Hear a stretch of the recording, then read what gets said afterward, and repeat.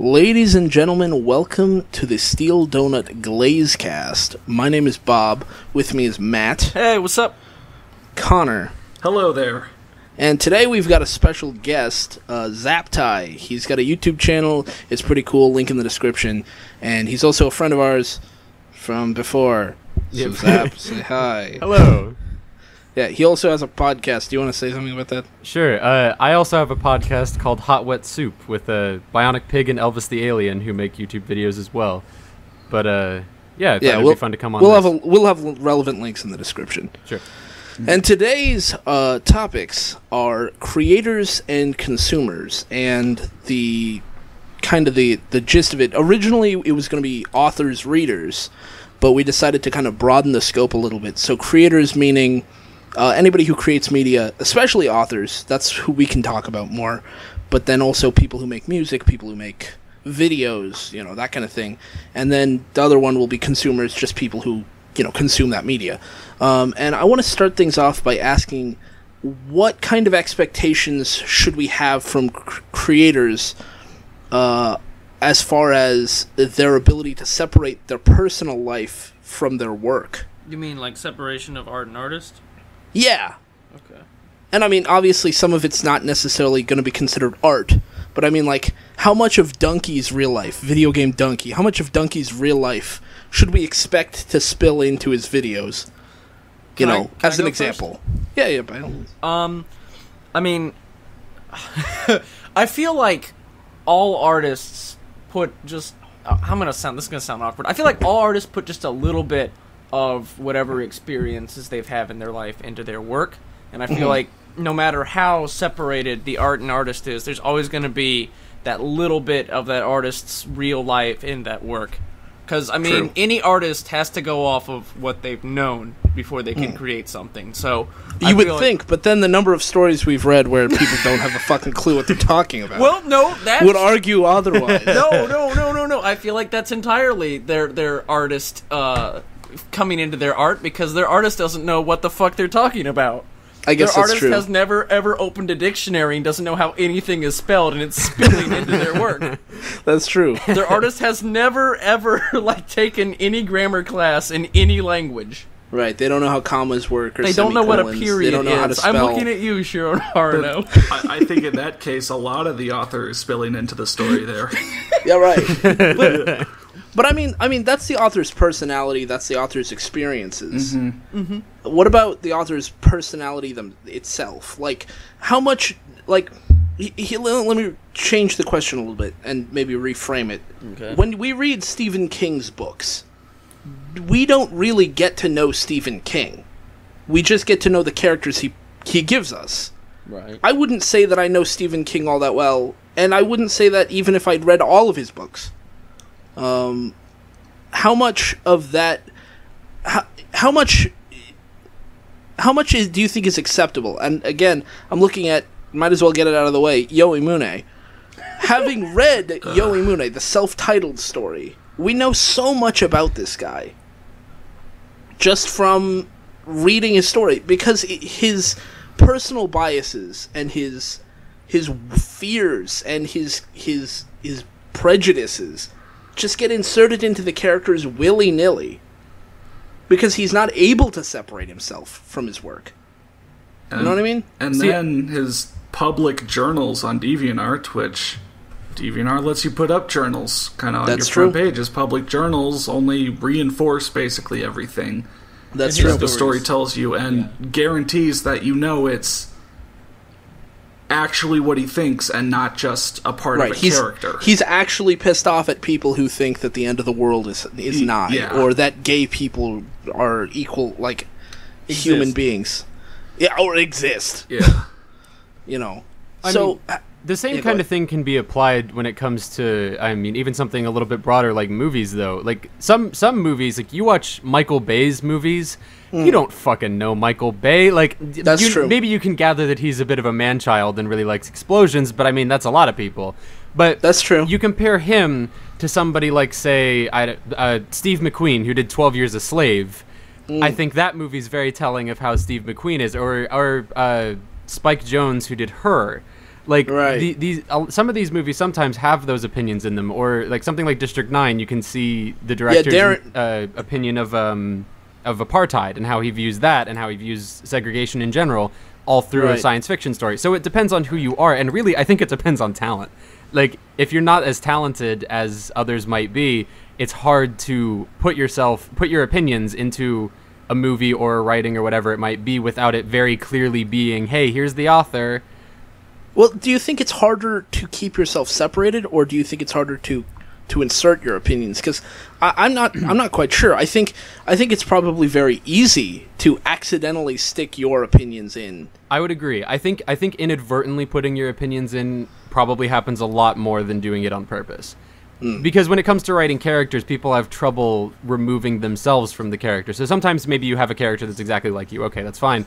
But like every other character, like Joss Whedon has this problem where I like him a lot, but he can write 5 characters. And those 5 characters are spread across 30 people. Like, it's and that's a frequent issue with him. It's not, you can take it or leave it, and I know that some people probably really like Joss Whedon, and there's nothing wrong with liking him, but he does have that as an issue. And I think that's because he's just not got that broad of a scope when it comes to writing characters, which is okay. It's a reasonable limitation. But so I feel like that's kind of maybe not quite the same as putting yourself into it, but it's the same concept where it's you only can write so much, and then everything else just sort of feels samey, if that makes sense. Yeah, that makes sense. So then what about when this is that we were just talking about when it gets conveyed through the work? What about when we're just seeing it outside of the work? And that's something that we've seen more recently. And I don't mean recently in like last months. I mean like in human history, how much do we know about Leonardo da Vinci? Jack shit. We don't really know what he was like. I mean, we can get maybe stories of someone who wrote down, this is what this asshole was like, but his paintings might tell us a little bit. It tells us he was curious and that he was an inventor and all of these things, but it doesn't tell us what his personality was like, doesn't tell us what his politics were like. And in modern times, we have the internet where people can, Kanye West can make music and also run a Twitter account, and we get to see Kanye in his day-to-day life. Or, supposedly. I'd actually, I don't want to interrupt the conversation, but there's actually 2 videos, I think, that are done on this topic that are really well, and I agree with both of them. One of them was by Campster, known as Aaron Signal. He did one on that game that was made by the guy who made that one with the British narrator. Stanley Parable? Stanley Parable, yeah. The game he made after Stanley Parable, where the guy that made Stanley Parable made a game pretty much critiquing reviewers that claim they can know an artist by playing their game. Where in the game, you play as a guy who's going through this made-up person's games and mods of games, and he's talking about how much you can glean from the creator, the creator from playing his games, and at the end of the game, it's revealed that the guy playing the game pretty much lied about everything and just made everything up so that he could feel that he had a connection with the guy that made the games, when in reality, he didn't really learn like anything about the guy making his games. And it's a very interesting, I think it's a very interesting game, and it's a very interesting video on the topic. That you argues said there that, was a second one. That argues that you don't really know anything about, not that you don't really know anything. It argues that it's really hard to tell a lot about a creator from experiencing their art, and that if you talk about like how you know about a creator from experiencing their art, that game very heavily argues that you are a bad person. Oh, really? Yeah. A bad person, or just making a bad call? I think, I actually played the game, and I think the game is specifically targeting reviewers. Reviewers that say that, the artist who ever made this game or whatever, the game maker of this game was obviously feeling like this or that. I feel like it was very obviously targeting those people because it shows the interpreter of the game, the guy who's narrating over the game within a game. The guy who's narrating over it, at the end, he's having like a fucking breakdown because he really doesn't know the artist at all. Who That's interesting. And he just like made everything up and like twisted everything so that he could feel like he knew the artist, but he doesn't know the artist at all. It really feels like it's very negative on the side of feeling on that. And the other video was one by Bunny Hop, who was arguing about separation of art and artist, about Phil Fish and his game. That's a great video. About, you know the one I'm talking about then, about how Phil Fish may be a terrible person or whatever, but his game doesn't really reflect that. Right. His game has very little to do with that, because he has... I mean, and that's oh, God, I can't... Suddenly the name of the fallacy escapes me, but it's basically the argument that, like, you can't...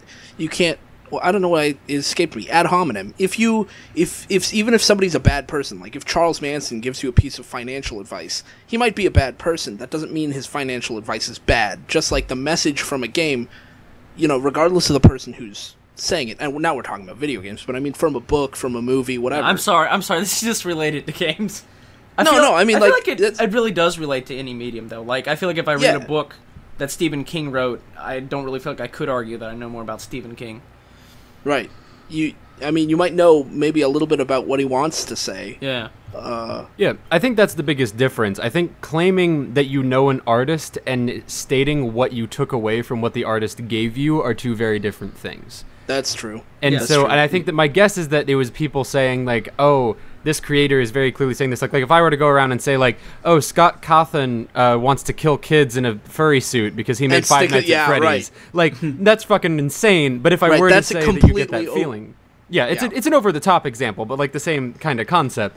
Like, because he's one of the few game creators that I would say is heavily associated with his game. Like, you don't really know the names of a whole large amount of game creators. Maybe, fuck, never mind. I lost my point. I had another one, but it went out Tim the window. Schafer, Phil Fish, sure. Scott Cawthon, Cliffy B. A lot of... Hideo Kojima. No, what's his name? The guy that made the Jesus Christ game. M. Dickey. Fucking M. Dickey. As soon as you said that guy who, and I was like, M. Dickey. I know exactly who he's talking about. I feel like M. Dickey's probably the one I know the best. Like, but see, let's just talk about M. Dickey. So M. Dickey he created these games. He created the U Testament and what was the other one? The U Testament 2? U Testament 2 and Hard Time. And he also created a bunch of wrestling games. Right. Yeah. And he also created the Muslim New Testament. Right. Well, that's the New Testament too. Oh, is it? Oh, I didn't know that was what it was called. The thing is, like, you can see I think the only things I could safely say that I know about M. Dickey from having seen / played any of his games is that he has ambition, but doesn't have much talent. Yeah. He has a lot of ambition for what he wants to do in some regards, but then, like, just gives up on some things. Yeah, I agree with that. I don't think M. Dickey, I can tell what he's like or how he approaches things from playing his games because they're so, like, weird. And yeah. It's just hard to tell. You can't even really tell what his theology is from his religion games. And you would think that would be something you could tell, but no. I mean, I really don't know. I don't know what religion he believes in. I don't know what his take on different... I mean, like, I don't even really get what his take on Islam is. And you know what? I feel like I would argue that unless... I would argue that unless the author is like Yoshimune and they are entirely transparent about what they believe in their work, you really cannot tell anything about the person from their work. Anything about them personally. Yoshimune, I feel like Yoshimune is not like he is not. He is incredibly transparent about what kind of person he is in his work because he just flat out just inserts his personal stuff into his work and then he writes like journal entries that pretty much just entirely back up what he says. That's not from a character's perspective. It's not from his perspective. Or like Dick Borer. Dick Borer just flat out inserts himself into stories. Right. I mean, he's basically in self-insert as a 90-year-old man in the body of a 10-year-old. Yeah. But here's my question. Like a very strange. Do you think that that's good? Well, not good writing. Do you think that that's good when you flat out insert yourself into a story? And I don't mean do it badly, like Yohimune or Dick Boer, but whenever you... Do you mean? I think what you mean is, can it be done correctly? Can it be done correctly? I guess that's what I'm asking. Can you flat out insert yourself into a story? My instinct is to say no, but giving it a little bit more than a second's thought, I think there might be a way. I think it's probably possible. I think it depends on what you mean. If you mean literally, if I were to write a story and insert, Zaptie into it, no, I don't think you can. Well, that's my fanfic. Is that what you mean? That's the one I wrote. No, his fanfic is inserting Zaptie into a story. Oh, well, you can do that. That's fine. But but if I'm you were there to insert, too. It's me ex Zaptie. Having known you for less than 5 years, I know you well enough to write you as a fully fleshed out character in my story. Right, and that's where the thing is. Like, I don't. My argument for this kind of comes to M. Night Shyamalan, who I know is maybe not the best example of doing anything well. He's the shame of my people. So it's clear. I am an Indian. He is the shame of my people. But no, and I think, if I remember correctly, it's Lady in the Water. He's in that movie as just basically a fucking prophet. Like, actually, in basically all his movies, he ends up he's trying to emulate Hitchcock when he does that, where Hitchcock would make an appearance in all of his films. M. Night Shyamalan tends to take a role in the film that's very small but extremely pivotal. Yeah, like in Signs, when he's the guy who says they're afraid of water. Mm-hmm. He's the one who tells the main character, this is their weakness. Right, and he does that all the time. Like, sometimes he doesn't. Like, he's just like a voice role in The Happening, which, by the way, is M. Night Shyamalan's best movie. It's his finest work. I love that. That's a really good comedy. There are actually great. There are actually a couple funny moments in the movie, and I was think like, the whole thing's really funny. There's more than a couple funny moments. No, I mean a couple intentionally funny moments. Yes, there are. There's a couple, but most of them are completely by accident, and it's glorious. You know what? Yeah. I actually thought it was a comedy the first time I watched it. I did too, because I didn't know better. It wasn't. I saw it opening night, dude. Oh no! I said he's the shame of my people. That doesn't mean I don't go see his films. I felt burned after The Visit, honestly. The Visit was, like, not even fun bad. It was just regular bad. That was one I actually did skip. Yeah. Wise decision. Yeah, well. Not worth your time, trust me. Yeah. Sorry, that kind of derailed us, my bad. That's all right. I actually, you brought up, Matt, you brought up a couple videos. I want to kind of pivot a little bit. There's a video, it's not really a video, it's a series of videos that Total Biscuit has done. Not like a series codified, but I mean, he reinforces this in his kind of just talking into the mic, I will now talk about this for 35 minutes style videos, where he brings up the fact that there are lots of YouTubers who use the phrase the word friends to describe their fans. A lot of the big YouTubers. I couldn't do this without you. You guys are my best friends, that kind of thing. Right. And he says, Total Biscuit very firmly draws a line there and says, no, you can't call them your friends. It's disingenuous to call them your friends, because you don't know them, and they don't know you. They, in fact, know you better than you know them. I completely agree with that. I mean, I think as Steel Donut fans, I hope they'd be okay with me calling them fans, but even so, people who enjoy our videos, I think they know me better than I know them, and even then they don't know me that well. Yeah, that's spot on. They know a little bit about me, maybe. Mm-hmm. They know that I go by Bob. They know what my voice sounds like. They know that I have a brother, because I've mentioned him a few times. They can probably guess that I have a mom and a dad. Most people do, in fact. And they kind of know your sense of humor. They kind of get my sense of humor. Yeah, but they don't know me. And they might be able to pick out some of my positions on different topics because I've said them or I've hinted at them before. But they don't know me that well. And as much as I'd like to meet them and be friendly with them, and I'd be open to being friends with them after getting to know them, I'm not inherently their friend just because they're my fan. They're a fan. I shouldn't say my fan. They're, but I'm not their friend, and they're not my friend. No matter how much, I laugh at the comment that they write because they're funny comments, not because I'm laughing at them. But, as cordial as we might be, there is a line there. And, sometimes creators cross that. I think a lot of the big YouTubers do that. I know Markiplier, I think, does that sometimes. Yeah, he does. And maybe PewDiePie does. I'm not quite sure. We're still talking about gaming here, but I know PewDiePie calls them bros, but I think that's a bit different. Yeah, that's a little bit different. It's kind of just coming up with a name for the audience, right? Yeah, But I actually happen to. I'm one of Harshly Critical's Patreon patrons, and and because just getting of your that, biases out here, aren't you? well, yeah, I might as well say this. I'm one of his Patreon patrons, and because I'm one of his Patreon patrons, I have spoken to him. Yeah, he is a bias. I like him. I'm just messing with you.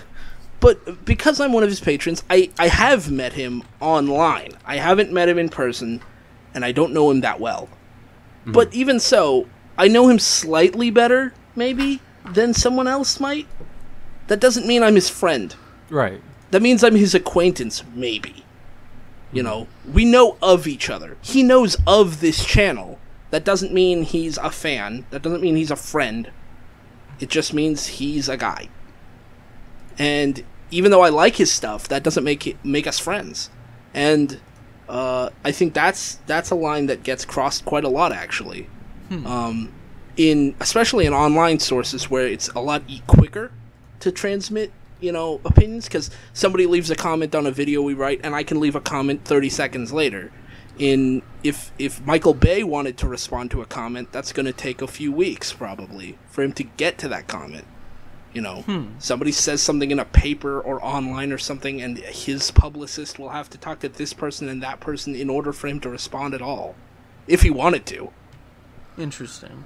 Yeah, I know. Yeah. So I just wanted to bring up to Total Biscuit talks about how there's a line there, and Total Biscuit's a lot more angry about it than I am. He gets pissed off. We can do the angry Glazecast too. I think Biscuit probably gets more pissed about it than you because he's in that tier. Maybe? That's true. Because I'm not even close to the tier that Biscuit's in. Right, you're in a right now. You've got way more subs than we do, but that doesn't mean that you're Total Biscuit does have quite a few subs. He's over. Is he over 2 or 3 mil? He's in the millions. Total Biscuit does have quite a few subscribers. I wanted to say something more substantial than that, and just petered out. He's got more than a couple. I'd say a few. Yeah, a few more than a few, maybe. Yeah, right. Yeah. But I think it's just because he's in that realm. He's in that size of channel. And since it bugs him so much, that anger tends to work better than passiveness and kindness, frankly. And Biscuit's not really known to be a particularly... he's a little bit temperamental as is. I love him for it, but he does tend to get very impassioned very rapidly. Yeah. So him doing that there doesn't really surprise me. But I don't know. I can see where he's coming from and why it pisses him off, though, because it's kind of the same idea. It's the same idea as what boy bands do. Boy bands write generic songs that can appeal to every girl that listens to them by being as non-specific as possible. Yeah, Bo Burnham has an incredible song about that. Repeat stuff. It's repeat great. Stuff. Yeah, and I love that you have an arm on both sides. I love how your torso has an arm on either side. Yeah. And then he makes fun of it's like they don't have arms, fuck them. They can't use iTunes. Exactly. It's beautiful. It's a great song. And it nails perfect. It. But it's basically the same thing. If you, as a creator, it's like, or do you guys know who Jacob Sartorius is? I'm sure you probably do. Yeah, I do. He always tweets out like, oh, I love you, you're perfect, hey, do you want to date me? Like, all this shit. And it's just feeding into that delusional sense that, like, oh, this person cares about me as a person. No, they fucking don't. It preys on immature people. Exactly, and that's the problem. And that's where Markiplier, in my opinion, I do think that's problematic because Markiplier's audience is mostly kids. Yeah. So, because if you look at people who are aimed at adults, they don't do this. That's true. That's true. iDubbbz is never going to call his fans his friends. He usually tells his fans to kill themselves. Not saying that's a preferable alternative necessarily, but Yeah. it's what happens. Like, you make fun of your fans, or you just say thanks normally when you're not aimed at kids. But when you are aimed at kids, it does seem that that sort of warped perception of, oh yeah, we're good friends, I care about you specifically, when clearly they fucking don't. And I'm not sure it's necessarily a warped perception. I think it's more of a they don't see it as nearly as harmful as it seems to us. Oh, I don't mean a warped perception from the creator. I mean from the person that's hearing it. Oh, yeah, from hearing it. Yeah, sorry. I don't mean that. But the person doing the talking, I don't want to make the claim that they're intentionally manipulating people or things like that, cuz obviously we're talking in generalities here. We can bring up Markiplier, but that doesn't necessarily mean we're talking exclusively about him or even a bunch of people we've mentioned here. Like, he could very well be very calculatedly, manipulating his fans, or he could just not think it's a big deal and just be saying it. You know? Right. And I mean, I'm not sure that's much better, but it is a possibility. Yeah, I mean, it's kind of the whole thing of the ignorance of the law is not an excuse mindset. Right. I kind of feel similarly here. Like, ignorance of the ethics here. Right. Doesn't necessarily excuse the lack of them. Right. So I don't know. So then here's another thing. Going back to Total Biscuit and going back to what I started with, I know more about Total Biscuit now than I did 3 years ago. Right. And I know that because I didn't do much digging. I didn't care. I mean, I was thinking, I like his videos. Some of them I agree with, some of them I disagree with, but that's okay. That happens. And then later on, I just got curious and I just Googled Total Biscuit, and I'm finding out stuff about him having cancer and things like that. And this is all news to me because I'm late to the show, I guess. But it's still, he has cancer. He's going through treatments. He's making videos, and he keeps those two things completely separate. Right. I don't think I would have even known he had cancer if I hadn't Googled it myself. Like, I can't think of a single time that he's even hinted at it in his videos. I don't know that he does. Do you think he's wasting an opportunity to maybe, I don't know, like, I don't want to make it sound manipulative, but like, profit off of it. If he just, not necessarily profiting off of it, but like if he mentioned it to give people an idea of where he's been, what he's been doing, why his video upload might be slower this week, that kind of thing. Do you think that would be a bad thing? No, I think he opts to not talk about it because he doesn't necessarily want to be identified with it. If I had to guess, again, that's probably true. I can't. Again, this is another instance where, like, I can't claim to know him. I could be completely off base.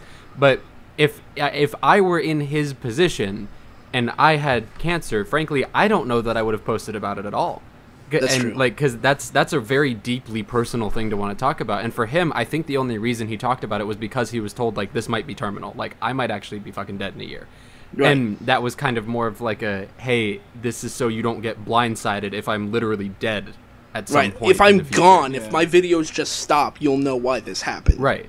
And I think that was more out of his own personal sense of obligation. But I think if he had non-malignant cancer, I doubt we would know about it. That's probably true. Because, like, think of fucking David Bowie. David Bowie had terminal cancer for like a year and a half, and no one Alan knew Rickman. until he died. Damn. And Alan Rickman. Yeah. Oh man, like, how the fuck did they keep that a secret? They're fresh. Oh. Like, they're way more famous than anyone on YouTube could even dream to be. And Charlie Sheen kept his HIV a secret for quite a while. That blows my fucking mind. Really? I mean, like, I almost feel like they're so big that would be a secret for a while. I mean, like, no, I understand that they would try to. No, I understand that they would try to keep it, but how would that not get out? Right. You know, I mean, a lot not of even in had like to know National Bowie had it. Enquirer. Oh, Yeah. I guess that's true. That's what I mean. I don't mean them not talking about it. I totally understand why they wouldn't talk about it. It's just the fact that David Bowie had cancer for a year and a half and nobody fucking knew. That blows my mind, especially nowadays. I don't know. Like, I feel like Like, whenever you get to a certain level of bigness, it becomes easier to hide stuff. Because You think? you have more methods available to you to hide stuff. I mean, you know what? Actually, do you really? I mean, like, if you... I don't know. You know what? Actually, on second thought, never mind. Right. I don't know where I made a going video. with that. It's okay. I started a kind of thought, talking and about then I realized my thought was dumb, and so I stopped it. Well, I made a video kind of talking about that topic when I talked about Lion Maker with the Streisand effect. And I think that's a similar thing. I think, for those unaware, it's Barbara Streisand had a picture of her house on a real estate website that like 6 people had seen, and then she sued them to try to get it taken down, and the resulting hoo-ha around the lawsuit brought like 500,000 people to that website.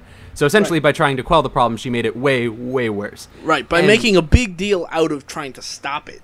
Right. She fucked it all up. And I think that's what would happen in general terms. I mean, I'm sure there are sometimes like where I think Charlie Sheen said he had to pay someone like hundreds of thousands of dollars to not reveal that he had HIV. I totally believe that happens. Yeah. But I think if they were to if the news was to get out and then they tried to shut it down, that would do nothing but make it way worse. That's it's the fact that it didn't get out in the first place that just baffles me. Well, I think, if that makes sense, I'd kind of maybe want to just talk a little bit about. I mean, we talked a little bit about it at the start, but kind of how much author or how much creator interaction you can expect from different media formats. Because this topic started out as authors, because we're Steel Donut. We do written stuff. We read written stuff, and I think you get to more kind of professional medias like movies and books that go through editors and such, and those kind of make sure that the author kind of doesn't come through as much, or the script writer or the director or something like that. But then you get down to YouTube videos and fanfiction.net stories, and there's no one stopping the author from coming through. The best you've got is a beta reader on fanfiction.net. Yeah. And most beta readers are just as bad as the original authors. Let's be honest. So we were talking about Stephen King and such at the start, and there's definitely and Michael Bay and such, and there's definitely a process to kind of get them out of their work. But then look at Kirk Cameron movies. The much smaller team. I'd prefer not to look at Kirk Cameron movies. I think that's possible. No one's stopping him from letting you know what he thinks. I'll just say that. And then that's kind of the difference as well between Stephen King and I don't know, anyone who's like A/N. Hey guys, how's it going? A/N, my stepdad is, kicking me off the computer, In fact, actually, let's keep this going for a little bit. There was one thing I actually got asked in an email. Somebody asked me what I think about how much respect and interaction should be acceptable between an author and the reader, and that I think might be a good place to kind of switch over. So I don't really care about saying what I think, because generally speaking, I don't think that an author needs to give more or less respect to a reader than they would to a random person on the street. Because if you were doing anything for anyone on the street and they were paying you money for it, you should have a certain level of respect for them. Whether it's, building them a shelf or writing them a book. And in the case of a writer writing a book, he's writing it for the readers. He's not just writing it for himself. On fanfiction.net, maybe they're writing it for themselves, but when you give a story to someone else to read because you want them to enjoy the story, in however way they will, you have to provide that basic level of respect. But I don't think there needs to be any more respect. I don't care. I mean, if the reader says, your story sucks, I think the author is perfectly allowed to say fuck you. But do I think that's maybe a mature response? No, not necessarily, but that doesn't matter to me. I would have to agree with that, because like I said, I have a fairly decent sized following at this point, and I have my fair mixed bag of people that follow me. Some of them are generally, intelligent, and some are not. And when it comes to people who do, would you like to name anybody? Oh yeah, you just go to his Twitter and you can tell. You can see if you go to tweets and replies. That's the thing. That's the thing, though. If he hasn't replied to you on Twitter, he hates you. No, it's the opposite. my God, I usually I didn't know only you reply to the hated people me. I hate. No, I don't hate anybody really, but no. You say for that that now, one but guy. my tweet's been left unanswered for like a week. That means he doesn't love you. Fuck. What about all the fanfic I wrote about us? Oh God, you haven't linked me that yet. I'll retweet it. I promise. You have got to stop. You have got to stop doing Matt X Zaptie stories. This is getting out of hand. Actually, I hate to quickly interrupt, but I did think of one kind of self-insert that. Well, I don't know if this is the exception or not, but Will Smith does play himself in The Fresh Prince of Bel-Air.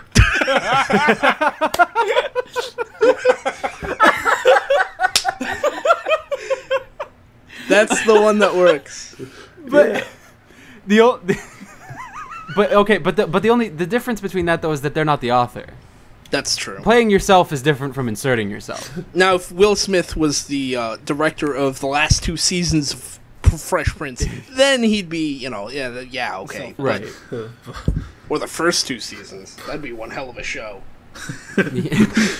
But I want to make a show where I go live with my uncle. but then getting back around, an author can tell someone off if they're an asshole. I mean, like, I don't think we've ever railed on an author for like someone leaving a super mean-spirited, completely negative review and then them responding like, "Oh my gosh, I am so sorry. Please, if there is any way that I could make it up to you, They don't do that, But I mean, no. I think that would be pretty pathetic. But I think if they read a really mean comment and they took something from it and they said, "Well, you were pretty mean, but you have some points, and let me try to fix this up." Well, actually, now that I think about it, that wouldn't even get covered on the Steel Donut. Because that kind of author would be mature enough to not write garbage.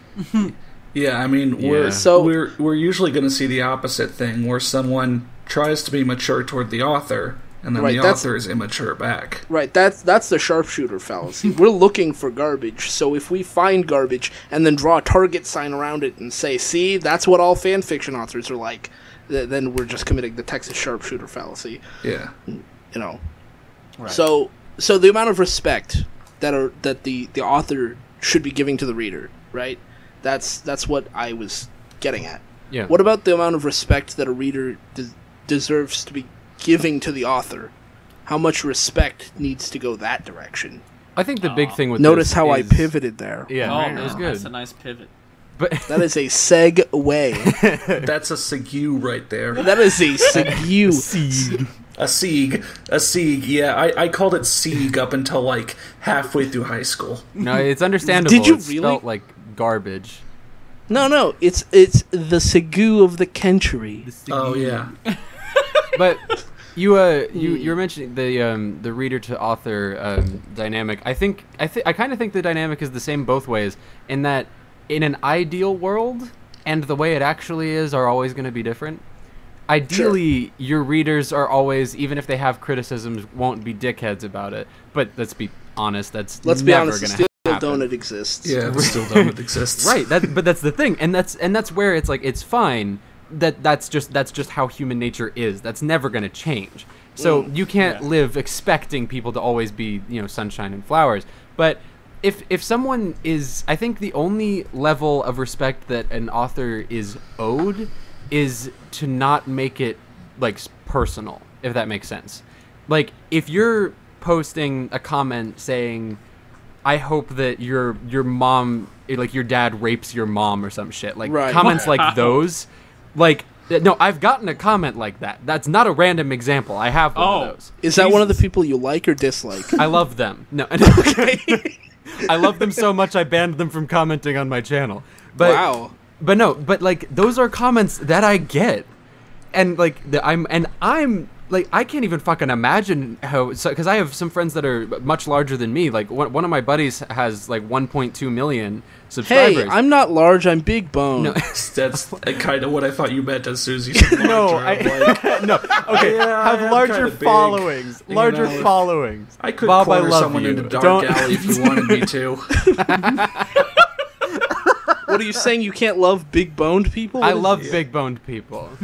Some of my best that's what he friends are says big-boned. now. Am I saving myself from being, like, weightist? Well, at least now I know what to write into my fan fiction. You're gonna write yourself as fat? You're welcome, Matt. Happen. That's what I was doing, fishing for details. But, fuck's sake. I'm sorry. No, it's all good. Okay, so people who have larger channels and followings than myself Nice. get comments that are probably worse than that. I'm sure Yeah. some of the shit I get's pretty small fry, and I feel like nobody really deserves that unless they're doing that. And as much as I know that's the whole eye for an eye idea, I think it's kind of fine when it comes to throwing insults. But, like, if it's literally just someone saying, like, this person's fucking ugly and gay and stupid and fat and I hate them, I hope they kill themselves. Someone replies saying, you're fucking stupid, ugly and gay and fat and I hope you kill yourself. I don't really see how that's like, okay, well, you dish it, you take it. Yeah. But if you're not attacking somebody, if you're just criticizing them, you're open to being attacked. I've been attacked So for basically- criticizing Ricegum, for criticizing Leafy, for criticizing Jacksepticeye, Markiplier, Grey Day, fucking H3H3. Anybody Yeah. I criticize, people are like, how can you talk about them? They have 1.7 million subs and you Right. have like 8,000. Like, yeah, so fucking You're what? just jealous. Yeah, I'm not fucking jealous. No, that's never the source. Jealousy- Well, that is the source you- of some criticism, but not most. The thing is, I love the claim. You're just jealous. Right. Like, on one hand, maybe I am. Why would that make me wrong? Like, that Yeah. doesn't make me wrong at all. Yeah, I'm jealous of their success, maybe. Sure. Yeah. I mean, I'm I'd like jealous to be fuck as of successful Leafy's as them. success. That'd be great. Yeah, I'm jealous as fuck of Leafy's success. If I could make, like, he's probably making like $250,000 Well, a month. you heard it here, Fuck folks. yeah, I'm jealous of that. Yeah. Now I know what else to who put in my wouldn't be fanfic. jealous of making $250,000 a month? Matt is taking notes right now. Yeah. Oh, I know. I'm Yeah, taking God notes forbid I right say now. anything positive about Leafy. I know. This story is No, gonna I'm be... taking notes for the fanfic. Oh, I'm for at the- the end This of the story is podcast, gonna be off I'm the gonna read you wall. the plot. I'm gonna Jesus read you the Christ, plot this is that gonna I've be been writing fascinating. as we've been doing this. Oh. Oh no, that'll be a good closer, I think. Yeah. Okay, but it's yeah, I'm jealous to a degree, but usually when I'm criticizing someone, I'm not criticizing them for being popular. Right. That's never a source of, like, oh, why? It's never why is this content popular. I always can understand why content gets popular. Yeah. You just have to look at it from a perspective other than your own. But at the same time, I'll watch the content and be like, this is fucking garbage, though. Like, so Well- it's just an opinion, though. Actually, that kind of brings me on something that I said yesterday. I think I said it to you, Zap. I don't remember if I said it to someone else. I don't remember. You didn't say it to me. Did we not speak yesterday? We did. No, we didn't talk at all. No, whatever. What I was gonna say was, did we have these, clickbait? Clickbait is a thing, and lots of people click on clickbait. That's why it's called clickbait. And I click on clickbait. Matt clicks on clickbait. Sorry if that was a secret. Oh Zap, God, why'd you gotta ruin it? Of course Bob? I do. it's for other people's fanfics. Zap probably clicks on clickbait. Of course. Connor probably clicks on clickbait. Everybody clicks on clickbait. So why do we feel guilty about it? Why do we try to make each other feel guilty about it? Why do we, as consumers, try to make other consumers feel bad about doing something that we all do? I think it's inconsistent. Because there's different, like, degrees of clickbait. Sure. There's outright misleading, Right. and there's exaggeration. I think the one that's not exaggeration and it's not misleading, but it is considered clickbait, is numbered lists. Outside Xbox does a ton of numbered lists, and I spent the last day or so just watching a ton of them. Even though I don't really like any of the people on Outside Xbox, and about half the time I'm just like, that was kind of funny, I guess. No, But I still click on them, and Sure. that, it's baity, but I don't know what about it is baiting me to click on them. Right. It's your own, like, it's everyone's basic interests. Like, you read an interesting title, you want to find out what's behind it. Like, if I saw a YouTube video called, like, Kidnapped by Weed, I would probably click that. That sounds like a very interesting story to me. How'd you get kidnapped by marijuana? That's cool. Tell me. That is incredibly.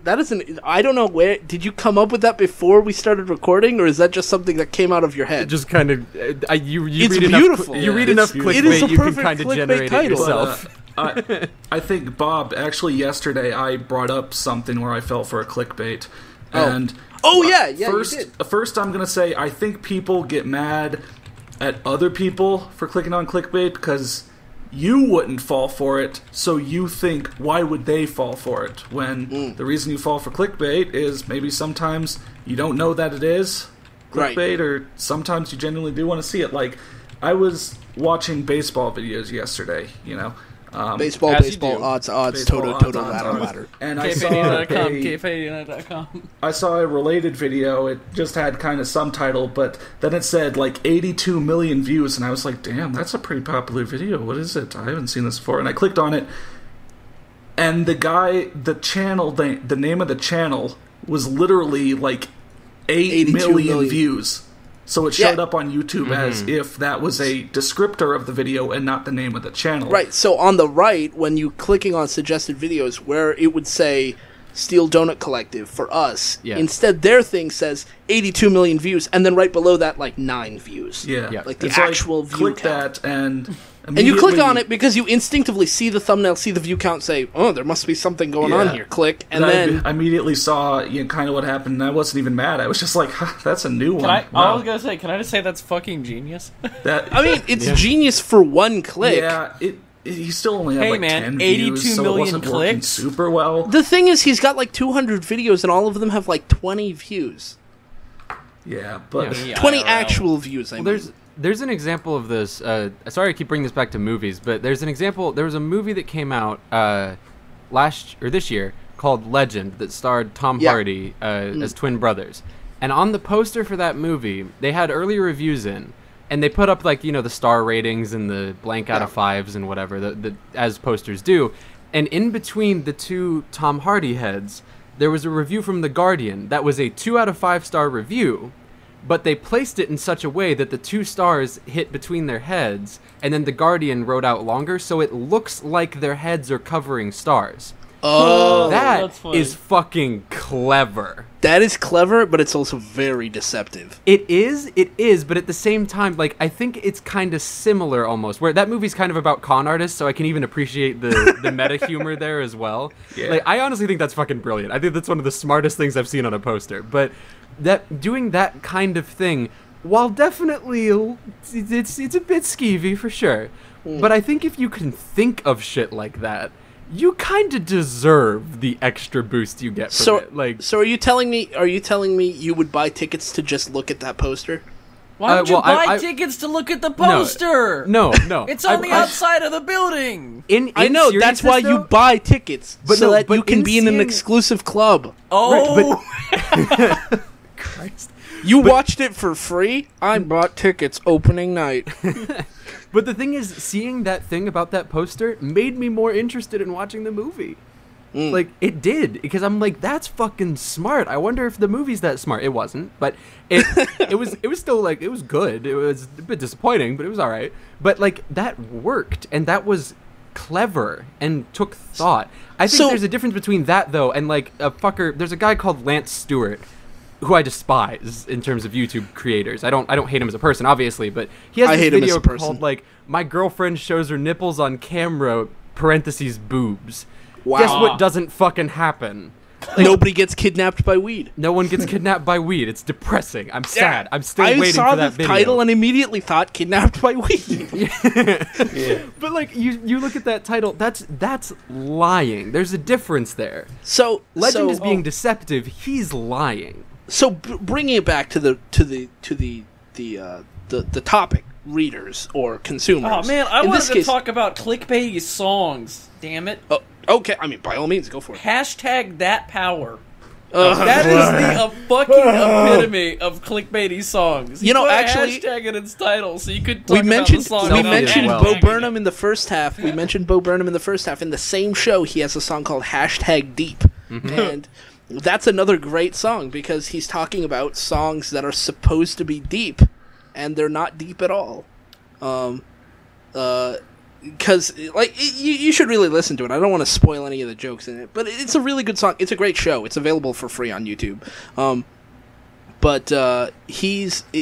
That's exactly what it is. You just talking about the song is itself supposed to spread the song, and the idea is obviously conveyed. He's not even trying to be sneaky about it. He just named the song #ThatPower.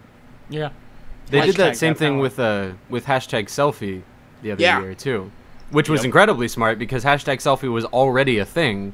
So now you throw yourself into something trending and you get it more trending.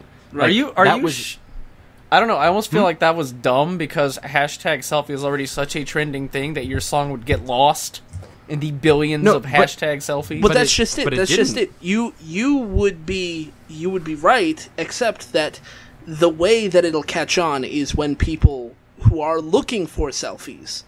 For whatever reason, I don't know who fucking looks for selfies. What are you talking about? Who the fuck wants to see a selfie other than the person who took the picture? And even then, 5 minutes later, they don't want to see the picture anymore. Whatever. You're looking for selfies, and you'll see there's a song called #selfie, and you'll go, huh? What? Song? And that's how you get that's how they get the clicks. And the song itself is supposed to be tongue-in-cheek. It's not funny, but it's supposed to be funny, supposed to be tongue-in-cheek, maybe satire or parody or whatever word you want to use. But, just keep throwing buzzwords out there. Yeah, I'm trying to think of other buzzwords, and suddenly I'm drawing a blank. Kidnapped by weed. That's the best I got. I heard that somewhere. #kidnapped by weed is the name of the story, by the way. I'll tweet that fucking right hashtag. I'd actually say, to me, I don't know what song you guys are talking about with #selfie. I haven't heard of that before. But I do know about #ThatPower because Rap Critic reviewed the song to complain about the title doing that. Yes. And so, once again, someone complaining about the song spread the word more that's than the thing. if the song was out there. Yeah, I think if #selfie was a rap song, Rap Critic probably would have said the same thing. Yeah. And it's just that #selfie is a pop song, and it's a shitty one. But like the #ThatPower, reached me through a different medium that #selfie didn't get. Yeah. Right. I mean, let me ask this then. We've talked about a couple different things and kind of talked around consumers, but we started with how much respect do consumers deserve? Do you feel like the deception there is always a lack of respect? Do you feel like is respect even necessarily needed? Is it necessary? Because you said, Zap, that when you saw the poster and it had the 2 stars, that got you to see the movie. Mm-hmm. Even though that's clearly deceptive. Right. And you were able to detect that they were being deceptive when you saw the poster. Mm-hmm. But does it mean that they disrespected your intelligence by thinking that you would fall for it? Or does that mean that they respected your intelligence enough to maybe double reverse think you're gonna see this and understand that we're doing something deceptive, and therefore go see? Like, I don't know. I think it's deceptive, and they were probably insulting your intelligence. The thing is, I agree with that. So the respect isn't necessarily needed. No. I don't think it is. I think. Well, I mean, it's the same thing with again coming back to Michael Bay. I won't say he doesn't respect his audience, but he very clearly doesn't think they're terribly intelligent. So, but I don't think that's problematic. Like, he puts in his trailers the attractive young girls, the hunky lead men, the military. When you say attractive young girls, that makes it sound very weird. Okay, attractive 20-something girls. Young women. Yeah, there you go. That's maybe better. Sorry. Attractive young women. Pardon me, Keemstar. But, yeah. He always has to put it here. There's another buzzword for you. Huh? I can put Leafy's here, Keemstar, all of these things in the tags. Yeah, I know. I've given you guys fucking tag Haven. You're welcome. Yeah. I probably won't. I won't even remember. Yeah. That's completely fair. But I don't think that... I think that insulting the intelligence of people who aren't intelligent... I don't know that you can be blamed for doing it if it works. It's another one of those things where it's like, if it works, why would they stop? When people get pissed that Transformers 4 is like the 12th highest grossing movie ever made, then why did a bunch of people go fucking see it? Clearly, a lot of people enjoy it. And there is some kind of audience for it. Right, and I'm not saying that makes it good, because it doesn't. That's not how opinions work. That's not how box office works. What makes it good is the explosions. Right, yeah. That's what made that movie great. Yeah. And the over-explanation of why a 22-year-old dating a 17-year-old is fine. That was the best part of that movie. Yeah, there's no explanation needed. It's just hot. Come on, let's be honest. I've personally never... I'm kidding. Felt or really been able to feel like... a director or oh my god, I thought you were about to say emotions. like I was like, have I been living with a sociopath? I've personally never really been able to feel like someone is insulting the audience through the work, you know, or maybe sometimes when they're really got a chip on their shoulder. But like Transformers movies, I don't feel like that's an insult to the audience. It's not I guess then we're kind of defining the term a little weird, because it's not a direct insult. It's not Michael Bay saying, "Look at these stupid fucks." It's Michael Bay saying, "This is what they want to see. This is what my target audience wants to see in a trailer, because this is what I've got in my movie, because that's what they want." And it's not an insult, it's simply a statement of who his target audience is. And the people who feel insulted are the people who feel like Michael Bay should be trying to aim his movie at them. You know, I'm some, posh movie critic, and I say, I wish Michael Bay would put more intellectual topics in his movies. Yes. I wish he would talk about epistemology in his movies, and everyone goes. I actually kind of do wish he would talk about epistemology. That's and everyone goes. I wanted to see. And everyone goes, yeah. And then and then the people who do go see the movies and like the movies, they don't want to see that. They're not the target. They're the target audience. I'm not the target audience for wanting him to stick random philosophical musings in his movies. Which, I mean, if he knows who his that's one thing though. If you know who your audience is, if you know who you're aimed at, and you aim at them correctly, then I think that's probably fine. Well, sure. Pandering is perfectly acceptable. You kind of have to. I didn't mean it in terms of pandering. I was actually going to say there's a movie that was until recently marketed as The Woods. Oh, did you guys hear about this? Yeah. I know what you're talking about. Matt, Connor, do you know what I'm talking about? Yep. Okay, I'll just explain. No, I'm thinking of The Witch. Never mind. So The Woods is a horror movie. They've got all these posters. It's called The Woods, and they have a premiere that's going to happen at San Diego Comic-Con. This happened in the past. This is what I'm retelling the story. Yeah. They are having a premiere, and everybody goes in to see the premiere. And while they're in watching the movie, all the posters outside the movie theater get swapped, because the real title of the movie isn't The Woods. The real title is Blair Witch, because it's a sequel to the original Blair Witch movie. Huh. And apparently it's really good. That's interesting. But they kept the whole thing under wraps until the San Diego Comic-Con reveal. So they weren't marketing this movie as a Blair Witch movie at all until then. Yeah. And that was like a month ago, at time of recording. Well, not even. It was like a week or two ago, actually. Yeah, no, it was really recent, yeah. So the movie's coming out later this year, maybe in a month or two, and they've been doing all their promotion on the back of an entirely fictional title. Huh. And not leaking the actual plot, which is really cool.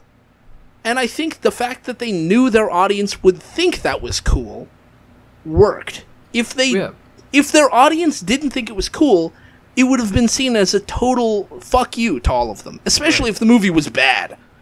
Yeah. If the movie was bad, you walk in there and you see the movie and you come out and all the posters have changed to Snakes on a Plane 2, you're going to be pissed. What are you talking You're going to be about? really I'm gonna mad. love it. It's Snakes on a Plane 2. It's like, I thought we were in the woods. What happened? Well, there was a plane in the woods, and I think that's where people the would snakes came from. I think that would show definitely disrespect towards your consumers, towards your viewers, because you're not just being deceptive. You're being deceptive to I don't know. Like, I mean, on one hand, maybe the people who made the movie, like, let's say they made Blair Witch, they wanted it to be really good, and they made a garbage movie. If they just made a bad movie while trying to make a good movie, then it wouldn't really be disrespect to just have the title change thing, because that's still a cool idea. Mm-hmm. Even if the movie was meh. Right. It's the closest thing they'll ever get to capturing the insanity that followed the original movie. Right, the original movie started basically a subgenre of horror movies. Not even basically, it just outright did. Like, did, it wasn't the first movie to do it, but it started it as a genre. Because right. didn't the Last Boy Scout do that first? No, I don't know. That and Cannibal Holocaust. Yeah. Oh, that's true. Cannibal Holocaust. This has been a style before, but that was what triggered it to being a genre. A popular thing that has continued since its release. It's still going. It still strong. goes so strong, and it has sparked sub-genres even, security camera footage from found footage things, that kind of thing is its own subgenre of found footage films. And, the fact that they were able to make a good movie and they were able to keep it all on the hush-hush until the reveal, I think made it work.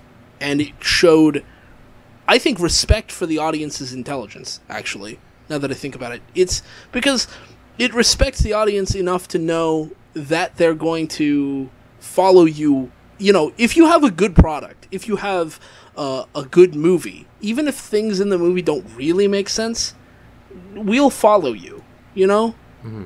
Like, if we're, like, people love Metal Gear Solid 5, even though the story of the Metal Gear Solid series has been complete garbage, let's be honest. And this is as someone who spent hours and hours and hours poring over the wiki pages just trying to wrap my head around it. So it wasn't just me. Okay, good. It wasn't just you. I did a lot of that. I wondered if it was just me. And I remember I did it too. I was wondering if I was missing something or if it was really that confusing. If you go to Liquid Ocelot's page on the Metal Gear Solid wiki, you'll find a long history that I wrote in a response to someone else's comment saying, "What the fuck is going on in this story?" And I did that because I was confused, so I went and looked it up. But the fact is, the gameplay in those games is so good, and it's so much fun, that we're willing to just go with Hideo Kojima on this. We're just willing to say, yeah, okay, so Liquid Ocelot, okay, he got an arm, and that somehow corrupted him. Oh, wait, no, it didn't. That's the most succinct way I've ever heard someone describe Liquid Ocelot. He got an arm that corrupted him. Wait, no, it didn't. That's perfect. That's basically the summary of his entire history. That's entirely accurate. Yeah, Revolver Ocelot got an arm. It corrupted him. Turned him into Liquid Ocelot. Oh, no, it didn't.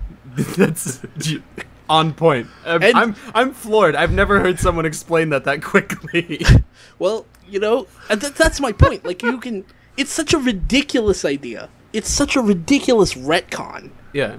That if someone who was making a mediocre game had been trying to do that, we wouldn't have gone with them at all. And absolutely not. And it's I think that's kind of a thing with the consumers. The consumers themselves deserve a good product, and they know they deserve a good product. And if you don't make a perfect product, people will start to point out your flaws. And if you make a bad product, they'll tear you apart. And that's basically what we do here at the Steel Donut. I mean, we pass up so many stories that we find on fanfiction.net or Fiction Press or whatever We just pass them up, even though they might be bad enough to cover for us, or might be good stories. We don't cover those. We don't even cover the mediocre ones. We only cover the bad ones. And we do that because we're looking for something we can make good jokes about. If we picked a mediocre story, we wouldn't be able to tell jokes, and it wouldn't be a funny video, and nobody would like it. I mean, maybe the author would like that somebody read it, but he probably wouldn't like the one or two jokes we told at his story's expense partway through this otherwise plain reading of his text. You know? It's all about the consumers know they deserve the respect of, we should get a good product. If you're going to put in a lot of effort, it should be a good thing. And so and that's kind of the overreaction that people have when things go bad. Like, people say, oh, Duke Nukem Forever was horrible. It wasn't really horrible, honestly. The game was broken, but it's broken, but I mean, there are lots of more broken games that took less time to make and were given much better ratings. Duke Nukem Forever was panned for being so. It's the same thing with Aliens Colonial Marines, both Gearbox games actually, but both Gearbox games with air quotes. development hell, things. And Aliens Colonial Marines was given a horrible score, even though across the board, critically panned, even though, let's be honest, Aliens Colonial Marines was bad, but it wasn't like the worst thing you've ever played. What are you talking about? Jimquisition told me it was the worst thing ever made, ever. All right? And he's your friend? Him. And he's my friend, yes. Because you love him. He's my friend. Because you're a Patreon supporter. Therefore, you're friends. And he loves you too. I left a comment on his video once, and he replied, and that makes us BFFs. Yeah, that makes you guys BFFs. Yeah. Best fucking friends. Yeah, best fucking friends. Yeah. So I don't know. I kind of went off on a thing there, but well, if you want to wrap it up, I have my story I'd like to read to you. Oh, well, all right. I think we're all excited to hear. Okay. Yeah, I'm admittedly more so just anxious for that. This is just the plot synopsis. Okay. Would you be offended if we suggested plot points to insert? No. Okay. But here's the story. # kidnapped by weed. All right. Good start. Strong start. Yep. Matt is in love with Zap. Matt uses Zap's jealousy of Leafy's success to trip Zap into seeing a 2-star movie with him instead of Leafy. All right, so he's seeing it with me instead of Leafy. Hold on. Are you taking OCs? Because I've got one for you. No, I'm not done. Zap is okay with this because Matt is big boned. There you go. That's all I got so far. Yeah, I've got an idea. Can you have my character, aka me, just Connor, show up and he hangs out with you and I'm pretty with cool, Zap. so he's best you guys friends think with I'm really cool Zap because Connor left a comment on one of Zap's videos once. Yeah, and we became best friends. And can you insert my OC, who's totally not me? His name is Robert Darkness. And, Robert Darkness. Robert Darkness is he's really tall. Like, he's somewhere between 5'7" and 7'5". 5'7"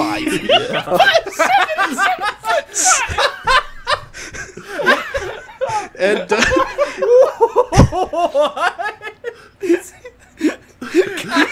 You know we've internalized a joke when we laugh less than the one guy who doesn't know what we're talking about. The thing is, Zap, we're actually referencing something. Oh, are you? Yeah, but the reference, I'm not exaggerating the reference. Really? Somewhere between I'll show you after this. Please do. I need to know the fucking context. I actually don't have any more details to give you about the Well, he's going to be in the back of the theater. Except that he's Markiplier and PewDiePie's best friend. He hangs out with them. He hangs out with Markiplier and PewDiePie. I can't spell. Yeah, because he shares popcorn with both of them. Comment on one of their videos. I'm starting to feel like you can only write one type of character. Oh, should I mention that Matt left a comment on one of Zap's videos once? Yeah, that's how they became. That's how you we're guys friends. became friends too. Yeah. Yeah.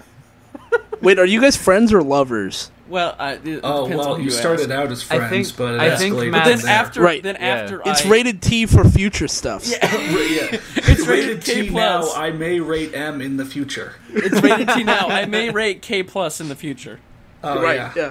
For kids shouldn't read this plus some fucked really up shit. Up shit.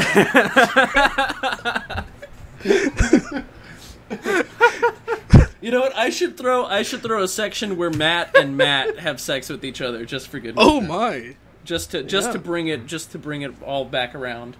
Oh boy. I hope you write this whole thing. I'm looking forward to it now. I think we're all looking forward to it. Yeah.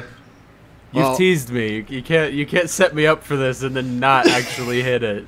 Well, maybe if you reply to my Twitter comment, I'm just kidding. I probably didn't see it. I'm sorry. just joking with you. Oh wow, look at him trying to rub his popularity in our face. I don't even think I sent you a Twitter message. I've got too many Twitter I followers. just genuinely don't see every tweet that gets sent to me, okay? I'm sorry. Maybe you'll see some when I start spamming your Twitter. Yeah, I would actually, yes, I do see when people spam. I shouldn't have said that. That was a mistake. I'll spam your Twitter with dick pics. Oh, Yeah. okay. Great. Thanks, Bob. Yeah, no problem. I'll throw my own penis on the internet. Like a bunch of other people's dick pics, and then yours is just like laced in there somewhere, and I'm like, it's like where's Waldo of dick pics? You're like not sure if it's mine. Yeah, but then right. He like sends him like a dick pic picture, and Ed's like, that's great. Which one's yours? And then I just tell you, number 14. Okay. Wow. I think we're done. Wow. Here. Thanks for watching / listening. The last 3 minutes of this has been a total train wreck. Do you think we've been giving our consumers enough respect? I don't know. I can't tell. I have no idea. Maybe we haven't. Yeah, they're gonna leave an angry. Somebody's gonna leave an angry comment, and that's. And gonna, I'm not gonna tell them what. I'm not gonna say what it's gonna say. I want them to be creative. You know, It's a good idea. And I'm gonna reply to the comment, and then we'll be best friends. Yeah, and I swear, the first angry comment I see, I'm just gonna say "fuck you" in response. Yeah. You've been warned, so Yeah. So if you're know first this is to post, Push your know luck it's coming. Press your luck if you want. Yeah, I warned you. Don't feel like we're not best friends after this, because we secretly are. Yeah. All right, I'll see you guys later.